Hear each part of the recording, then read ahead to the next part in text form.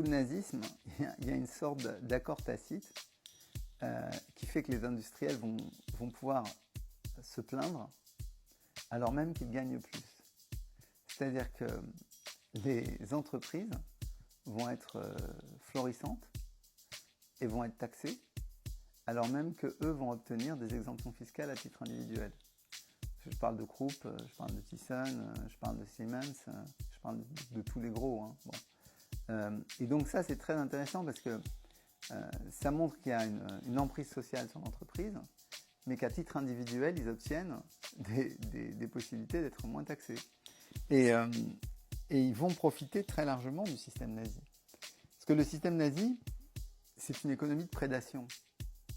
Le but d'Hitler, c'est effectivement de prendre les États à côté pour prendre leur richesse.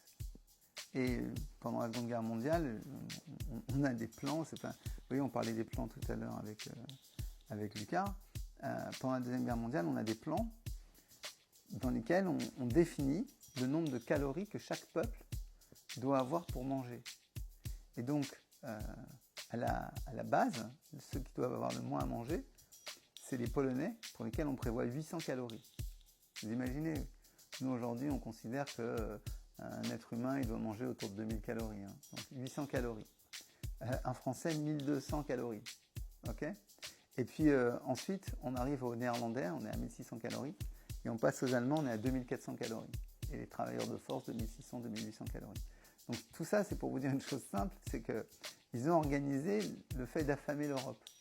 Le fait que toute la nourriture doit venir en Allemagne. Et de fait, Himmler fait acheter par la SS au marché noir, sur le marché noir français. C'est-à-dire déjà, c'est un marché clandestin, et il fait intervenir ses propres services dans le marché clandestin pour faire encore accroître la quantité de nourriture mise à disposition des travailleurs allemands.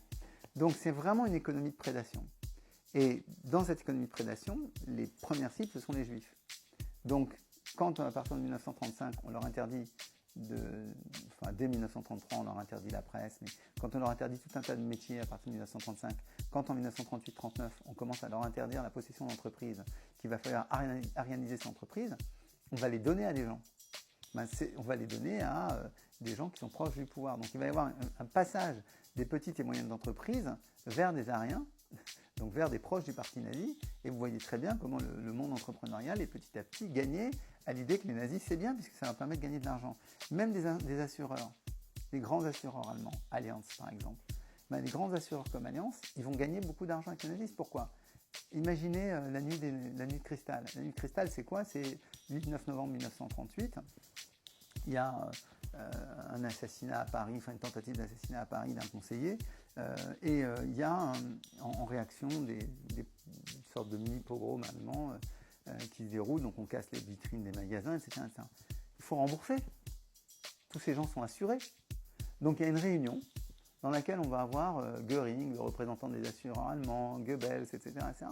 Ils sont tous autour de la table et ils discutent. Et le représentant de l'assurance, il dit « Ouais, on aimerait mieux pas rembourser les Juifs. »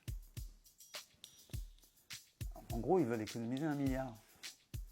Et donc, Göring dit « Ok, pourquoi pas ?» Et Goebbels, il dit « On pourrait aller plus loin. » Et tout. Et l'autre, il dit « Attends, arrête, on vient de leur faire un cadeau. On vient de leur faire un cadeau d'1 milliard. » Il dit « Moi, aujourd'hui, vous devriez me regarder comme un ange dans une forme un peu enveloppée. » C'est l'expression qu'il utilise. Donc, vous voyez, comme ça, ils savent très bien, les nazis, ce qu'ils leur donnent. Et eux, ils savent très bien ce qu'ils reçoivent. Donc, le patronat, en fait, c'est pas il profite de l'arrivée du pouvoir, au pouvoir des nazis. C'est pas tous les patrons qui sont derrière Hitler.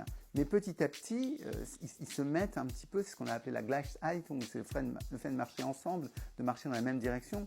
Eh bien, petit à petit, ils se mettent en conformité avec les exigences politiques du nazisme. Mais c'est pas le seul régime où ça se passe comme ça. À chaque fois, le patronat essaie de s'arranger, de s'accommoder du mieux qu'il peut des transformations des régimes politiques. Et parfois, effectivement, il essaye d'avoir ces candidats qui arrivent et qui vont imposer ce qui est, croit-il, le mieux pour eux.